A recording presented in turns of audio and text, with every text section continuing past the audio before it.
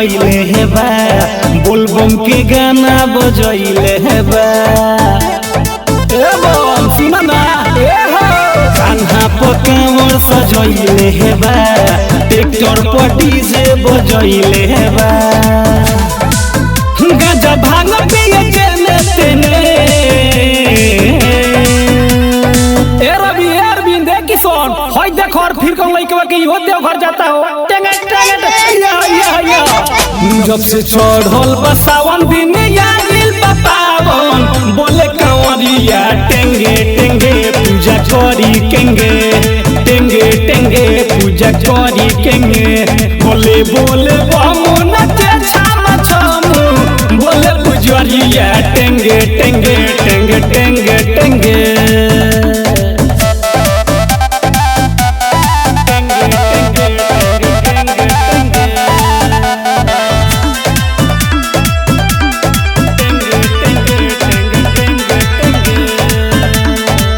भाई वायरल टेंगे टेंगे सुनाला सावन में जल ढारे ढेर लोग जाला यूट्यूब फेसबुक इंस्टाग्राम पर बड़ी छैले बा हरदम सुने टेंगे टेंगे वाला गाना सावन में भइल भोले बाबा के दीवाना कहे भोला के दुआ लेंगे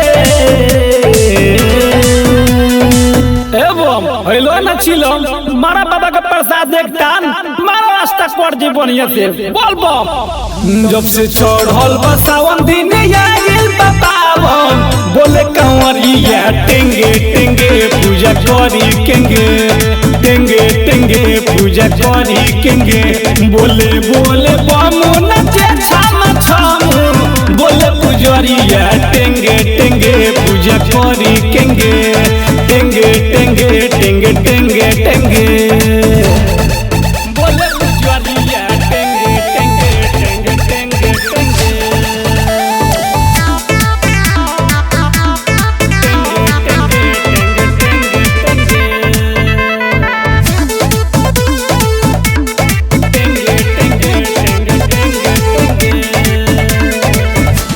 कहेला सिंगर राइटर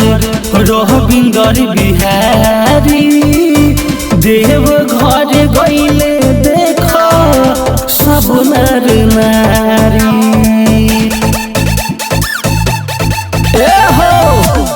लगन दाज में बहन